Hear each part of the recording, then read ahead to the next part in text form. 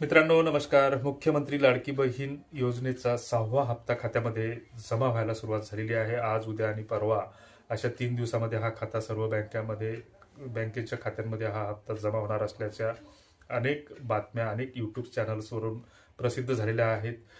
याची नेमकी सत्यता काय आणि खरे खोटापणा काय आहे याबाबतची पडताळणी आपण या माध्यमातून करत असतो. विशेष म्हणजे आचारसंहिता सुरू असताना आणि सरकार स्थापन व्हायचं असताना सुद्धा अनेक सरकारी योजनाचे लाभ लोकांना मिळत असल्याच्या अनेक यूट्यूब चॅनल्सवरून बातम्या आलेल्या आहेत. या गोष्टीवर आपण विश्वास ठेवतो आणि लगेच मग आपण आपले कामधंदे सोडून त्याच्यामध्ये वेळ खर्ची घालतो.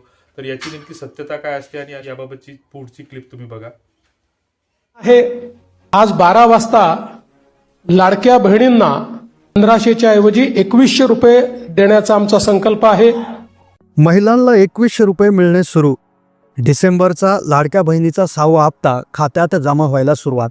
28, 29 आणि 3 पुढचे 3 दिवस जे आहेत ते अतिशय महत्त्वपूर्ण आहेत, ज्यामध्ये पैसे वाटपाला सुरुवात होते. मुख्यमंत्री एकनाथ शिंदे यांनी त्या ठिकाणी राजीनामा दिलेला आहे. काल जो घटनाक्रम घडला ज्यामध्ये मुख्यमंत्री एकनाथ शिंदे यांनी मुख्यमंत्री पदाचा राजीनामा दिला आहे, जे सरकार स्थापन होण्याआधी देणं गरजेचं असतं, तर ते तुम्ही चित्र पाहू शकता. राजीनामा दिला आहे आणि त्यानंतर जो लाडकी बहीण योजना जी आहे तर ती आचारसंहितेमध्ये अडवायला नको म्हणून नोव्हेंबर महिन्याचे पैसे आम्ही ऑक्टोबर महिन्यातच दिले होते आणि आता डिसेंबरचा हप्ता मिळणार. पुढील येणाऱ्या 3 दिवसामध्ये 3 दिवसामध्ये महिलांच्या खात्यात होणार पैसे जमा. आता ही अशा प्रकारची अनेक चॅनल्स आहेत. अजून सरकारचा मंत्रिमंडळाचा घोळ मिटायचा आहे आणि सरकारकडे तरतूद आहे नाही ह्या गोष्टी सुद्धा तपासणं गरजेचं आहे की सरकारने आधीच तिजोरीमध्ये पैसे नसताना या पैशाची उधळपट्टी केली असा आरोप अनेकांकडून होत आहे. सध्या काही दिशाभूल करणाऱ्या यूट्यूब चॅनल्सवर मुख्यमंत्री लाडकी बहीण योजनेचे सर्व हप्ते खात्यात जमा होण्याच्या बातम्या प्रसारित होत आहेत.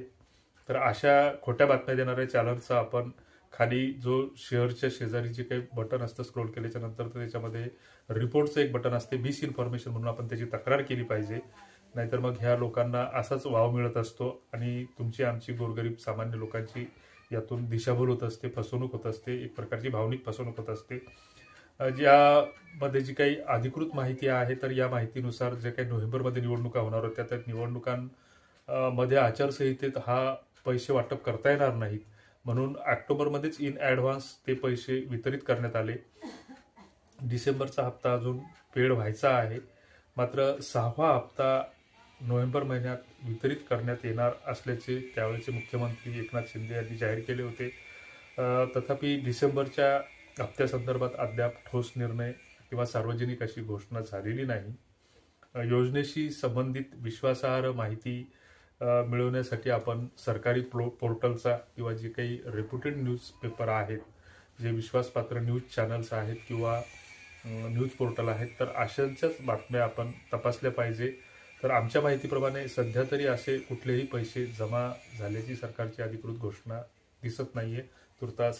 धन्यवाद. तुम्हाला काय वाटतं ते कॉमेंट बॉक्समध्ये नक्की